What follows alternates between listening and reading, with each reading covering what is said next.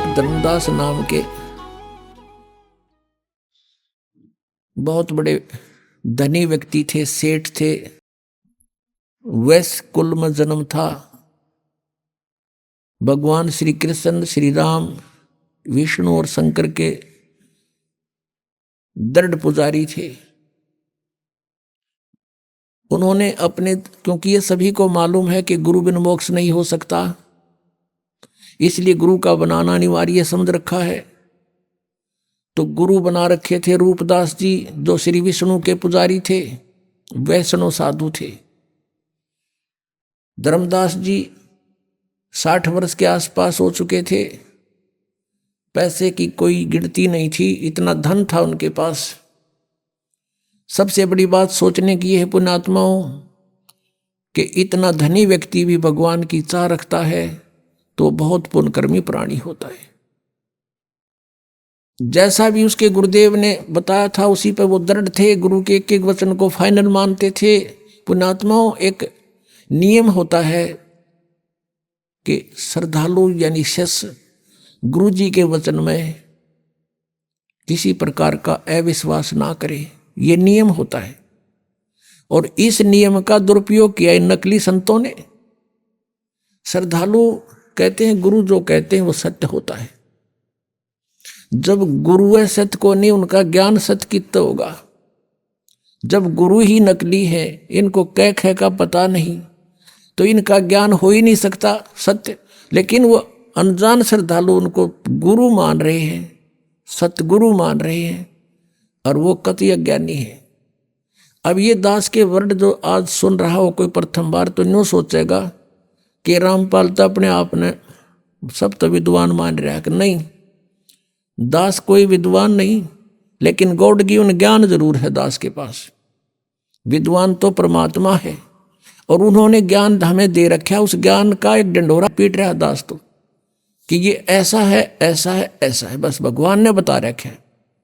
उसका दिया हुआ धन है, दास आपको बांट रहा है। कोई ले सकता है तो ले लीजिए। तो जैसा भी उस प्यारी आत्मा को उसके गुरु ने साधन बताया था, उसी के आधार से वो चल पड़ा। गुरु जी ने बता रखा था कि हरे कृष्ण हरे राम, राधे श्याम सीताराम, राधे राधे श्याम मिला दे। ये गुट्टी प्यारा की थी कि ये मंत्र पार कर देंगे। ओम नमः शिवाय, ओम भगवते वासुदेव नमः, हैं ये पता नहीं 20-25 इस तरह के मंत्र दे रखे। और एकादशी का व्रत और 68 तीर्थ पर जाना अनिवार्य है। इस प्रकार वो साधक, और गीता जी का नित्य पाठ करना चाहिए। ऐसे ही वो धर्मदास जी गुरुदेव के आदेश अनुसार प्रतिदिन गीता जी का नित्य पाठ करे, एकादशी का व्रत रखता था, और उसने 68 तीर्थ करने की योजना बना ली। भाई गुरु जी ने कहा है 68 तीर्थ अवश्य जाने चाहिए। वो ऐसे ही घूमते घूमते मथुरा पहुंच गए। अब द्वारका तो न पाई को ना, क्योंकि द्वारका तो समुद्र में डूब गई थी। ना द्वारका भी धक्के खुआओ। ये कृष्ण जी एक तो सुख कर गए थे कि द्वारका तो कोई ना रही उड़ा चौक बुलाओ ना, तो वहां भी धक्के खुआते, बहुत दूर पड़ाओ यहाँ से। मथुरा पहुंच गया, और वहां उस तालाब में जहाँ श्री कृष्ण जी कहते हैं कृष्ण जी नहाया करते थे, गौ चराया करते थे, उस तीर्थ में, जोड़ में, तालाब में। और उन तालाबों का ऐसा पानी जो गधे भी ना पी, और उसमें श्रद्धालु नावे और आचमन ले उसका। अब आत्मा को तो भगवान की चाह है किसी तरह मिल जाए, उसने प्राप्त करना है, लेकिन उसका वे ठीक नहीं है, तो तरीका मार्ग ठीक नहीं, कैसे मिलेगा वो भगवान। अब धर्मदास जी सुबह सुबह स्नान करके उस जोड़ में, तालाब में, मथुरा के में, जिसमें बड़े सैकड़ों आदमी नहावे, गंद माच रहा, और वहीं से लोटा भर के पानी का उसने अमृत जान के वहां रख लिया। लिपा पोती करी, यानी कुछ ग्राउंड लिपा, मड प्लस्टर थे, गाय का गोबर मिला के मिट्टी में, और वहां पर फिर बैठ के लगा नित्य नियम करने। परमात्मा पूर्ण ब्रह्म अपना अन्य रूप बना के एक जिंदा महात्मा का रूप बनाकर वहां पहुंच गए, बैठ गए धर्मदास जी से 50 फुट की दूरी पे। जिंदा महात्मा होते हैं जो मुसलमानों के अंदर जिंदा महात्मा बोलते हैं उनको, जिंद पीर। उनकी काला और कोट होता है, घुटनों के नीचे ताई का, एक कच्छा अंडरवियर पहनते हैं लंबा सा, एक टोप सिर पे, काला ही टोप और काला ही चोगा। अब बैठ के दूर जानते और सुन रहे हैं गीता जी के पाठ को। धर्मदास जी बड़ी लय ला के पढ़ रहा है संस्कृत को, और फिर जैसा भी उसके गुरुदेव ने अनुवाद किया था अनुवाद भी सुना रहा है। अनुवाद सुनाना इसलिए शुरू कर दिया कि सामने एक भक्त बैठा है और दिखे है मुसलमान, लेकिन मेरी बातों से प्रभावित बहुत है, बड़ा ध्यान से सुन रहा है। अब धर्मदास जी ने गीता जी का 7वां अध्याय पूरा पढ़ दिया, क्योंकि इसमें सारे 30 श्लोक हैं और कुछ 8वें अध्याय के भी मोटे मोटे कुछ कुछ सुना दिए। जैसे 8वें अध्याय के 5वें और 7वें श्लोक में गीता ज्ञानदाता कहता है कि अर्जुन तो मेरी शरण में आ जा, मेरी भक्ति कर, मुझे ही प्राप्त होगा। इस तरह की उसने अपना सारी क्रिया जब कर ली, परमात्मा और निकट पहुंच गए और हाथ जोड़ के कहने लगे। अपने आप को एक दास बनाया भगवान ने, और सामने बैठा जैसे ये वैष्णव पंथ के जो उपदेशी होते हैं, एक कंठी रखते हैं गले में, एक तुलसी के मणिये की एक माला और तिलक माथे पे, और एक धोती कुर्ता सा बस वैसे लपेट लेते हैं कपड़ा सा, ऐसी वेशभूषा बना रखी। वो सन्यासी वैराग ले लिया उसने, यानी अपने गुरुदेव जी से एक साधु का रूप बनवा लिया, क्योंकि 60 साल का से भी ऊपर उम्र हो गई थी। एक लड़का था वो अपना कारोबार संभाल रहा था, तो वो अपना भक्ति मार्ग पर चल पड़ा था। भगवान ने, परमेश्वर ने करबद्ध होकर कहा कि हे वैष्णव साधु, हे महात्मा जी, मैं सब जगह भटक लिया, मेरी शंका का समाधान नहीं हुआ। अब धर्मदास जी फूल गया।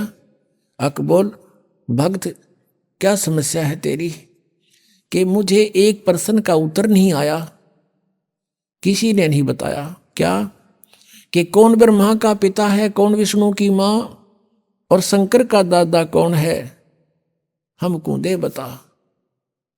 धर्मदास जी हंसे पहले तो कि वाह भाई वाह, आपको हमारे हिंदू सदग्रंथों का पता नहीं, इसलिए आप ऐसा बोल रहे हैं। भक्त, ये तो अजरो अमर हैं, इनके कोई माता पिता नहीं है, ये तो सर्वेश्वर हैं, ब्रह्मा विष्णु जी शिव जी, ये तो बड़े समर्थ शक्ति हैं, अजन्मा है, इनका कोई माता पिता।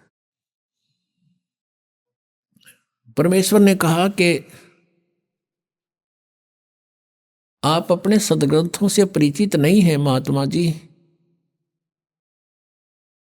श्री देवी भागवत में पढ़कर देखो, 3रे स्कंद में, इनकी जन्म मृत्यु होती है, ये अविनाशी नहीं है।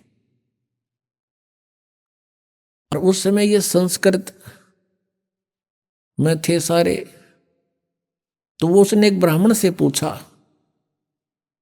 कि ब्राह्मण इसमें कहीं लिखा है? तो ब्राह्मण ने कहा, पढ़कर सुना 3रे स्कंद में। ब्राह्मण पढ़ता पढ़ता एकदम चुप हो गया, कहने लगा, भाई लिखा था, पर ये तो वैसे लिख दिया होगा। अब धर्मदास के बात खटकता गई, वे वैसे गीता में इन कैसे पुराणों वैसे कैसे लिख दिया। फिर परमात्मा ने कहा कि बात सुनो, आप 7वें अध्याय को पढ़ रहे हो, 7वें अध्याय में इस गीता जी के पढ़ने से क्या लाभ होगा आपको? यदि मैं भी पढ़ने लगूं, आपका अनुयायी बनूं, तो इस गीता जी के नित्य पाठ से क्या लाभ होगा, ये बताओ मुझे। धर्मदास जी ने कहा कि इससे ये मोक्ष होता है, एक राजा ने पढ़ी थी, उसको संतान होगी, एक ने ऐसा पढ़ा था, उसको ऐसे हो गया। परमात्मा ने प्रसन्न किया। एक किसान था, उसके वृद्ध अवस्था में एक पुत्र प्राप्त हुआ इकलौता। अब किसान ने सोचा कि मेरी मृत्यु के बाद कहीं ये पुत्र मेरे व्यवसाय से अपरिचित ना रह जावे, मैं ये युवा होगा तब तक मेरी मृत्यु हो जाएगी। उसने अपना सारा अनुभव एक बही में लिख दिया पैड पे, और कहा बेटा जब तू सियाना हो जा, बड़ा हो जा, खेती करने लगे, तो मेरे इस लेख को अवश्य पढ़ना। अब वो किसान का पुत्र उसको पढ़ रहा अपने पिता की मृत्यु के उपरांत, उसके द्वारा दिए गए अनुभव के उस लेख को डेली पढ़ता है। तो उसको डेली पढ़ने का क्या उद्देश्य है उसका? परमात्मा कहते हैं उसका उद्देश्य यही होगा ना कि उस जैसे पिताजी ने कहा वैसे बीज बोए वही कणक बीजे, उसका उसी तरह उसी सीजन में उसकी बिजाई करे और उसी तरह समय समय पर उसमें सिंचाई करे। कहा जी हाँ बिल्कुल ऐसा ही है, और उसका फायदा क्या लिखने का? और वो गेहूं के स्थान पर तो भांग बोए, गेहूं के बीज के स्थान पर भांग बो रहा हो तो कैसा है वो किसान? अगो तो मूर्ख है, मूर्ख तो वही बोनी पड़ेंगे तो लिख रखा है, लिखा हुआ उसमें। तो भगत जी जो आपकी गीता जी में लिखा है, आप वही बीज बोगे, वही शास्त्र अनुकूल साधना करोगे, वही नाम जाप करोगे तो लाभ होगा। बीज भक्ति का नाम है, और बाकी जो धार्मिक क्रिया है ये खाद और पानी सिंचाई है। तुमने बीज ही गलत बो रखा है। गीता जी में कहीं पर है हरे राम हरे कृष्ण, कृष्ण कृष्ण हरे हरे, सीताराम राधे श्याम, राधे राधे श्याम मिला दे, ओम नमः शिवाय, ओम भागवते वासुदेव नमः, है तेरी गीता जी में कहीं लिखा? नहीं। फिर तू इन रट्टा लाने लग रहा तो उस किसान के मूर्ख पुत्र से कम है? अरे जो गीता में लिखा वैसे करोगे तो लाभ होगा। इसमें एकादशी का व्रत लिखा कहीं? छठे अध्याय के 16वें श्लोक में मना किया है कि अर्जुन ये योग यानी साधना भक्ति ना तो अधिक खाने वाले की और ना बिल्कुल ना खाने वाले की कभी सफल नहीं होगी। बिल्कुल ना खाना व्रत रखना एकादशी का, सारा दिन भूखे मरते हो तुम। अब गीता पढ़ता उसने रखी थी, गोट रखी थी धर्मदास जी ने, परमात्मा की एक एक बात छाती में लाग गई थी। अरे तू गीता जी को सिरोधार्य मानता है, भगवान के आदेश विरुद्ध तू साधना कर रहा है। 16वें अध्याय के 23वें श्लोक में लिखा है शास्त्र विधि को त्याग कर जो मनमाना आचरण करते हैं उनकी ना गति होती, ना उनको कोई सिद्धि प्राप्त होती, ना उनको कोई सुख होता, यूजलेस। अब यू मन बड़ा शैतान है, यू जल्दी से हार नहीं मानता। अब सारी समझ रहा है, सुन रहा है और हृदय में जा रही है। अब क्या हुआ? क्योंकि काल को पता लग गया कि तेरा एक आदमी जाओगा, काल फंस गया तो इसके वो अंदर से प्रेरणा कर दी कि तू, उसने मन में आई कि ये मुसलमान है और ये वैसे बकवास कर रहा है। सभी तो राम नाम ऐसा ही जप रहे हैं, सभी तो इन नामों का जाप करें पूरे हिंदू समाज में। तो उसने क्या कहा धर्मदास ने परमात्मा को कि जिंदा तेरी बात मैंने बहुत कड़वी लगे और तू महात्मा है ना, मैं तेरे साथ लड़ पड़ता तो साधु वेश में है। आगे से ऐसी बात मत करना, हमारे भगवानों के हमारे मंत्रों के बारे में फालतू मत बोलना। परमात्मा उसी समय जान गए काल आ गए विष में, अंतर ध्यान हो गए, भगवान वहां से अदृश्य हो गए। अब सामने आदमी बतलावे, अरे एकदम ओझल हो जाए तो कलजा पाट जा। और कुछ लाला जी था, सामने से भगवान एकदम अदृश्य हो गए। उसी समय उसका तो धक्का सा लगा और उसने सोचा देख सारी सच्ची बात बताओ थे, सब सत्य सत्य बोल रहे थे, मेरे भाग फूट गए। ये तो कोई फरिश्ता था, कोई भगवान का भेजा हुआ दूत था, मैंने बड़ी गलती करी और सब बातें सही कह रहा था। अब परमात्मा ने यहां भी बताया था कि जिस तालाब में तू नहा के आया है इसमें पता नहीं कितने जीव मार दिए तने। अब धर्मदास को जो मालिक ने बताई थी तो पूजा पढ़े गीता ने, और गीता जी के 8वें अध्याय के 13वें श्लोक में पढ़ ले कि ओम इति एकाक्षरम ब्रह्म विवरण माम अनुसमरण ये प्रयाति तजन देहम सयाति परमाम गतिम। मुझ ब्रह्म का केवल एक ओम अक्षर है, नथिंग एल्स। और जो इसका उच्चारण करके सिमरण करता हुआ शरीर छोड़कर जाता है, सयाति परमाम गतिम, वो परम गति को प्राप्त होता है जो ओम से मिलने वाली परम गति है। और तुम जपो हरे राम हरे कृष्ण राधे श्याम सीताराम राधे राधे। कोई बात हुई? अब एक किसी ने प्रश्न किया कृष्ण के पुजारी था कि आपका इष्ट देव कौन है? सर्वम तन्यों का राधे, और फिर ने कहा श्री कृष्ण जी मेरा इष्ट है। अरे राधे होया कृष्ण जी तेरा इष्ट होया? कमाल की बात कर रहे हैं, बिना अकल की बात। अब राधे श्री कृष्ण जी की वो थी प्रेमिका, और कोई मित्र उससे पहले उसकी प्रेमिका का नाम लेता जूत तोड़े न बाजेगा उनका, यारी तोड़े टूट लेगी उनकी। यानी वो कृष्ण जी की पूजा कर राधे श्रद्धा कर रहे। थरा गजब हो, ये थारा सिर पैर है कोई? तो वो भी न्याय कह था, धर्मदास भी जो परमात्मा ने उसको ये सुनाया था समझाया था, तो उसका सारी बात जचगी के सत्य है।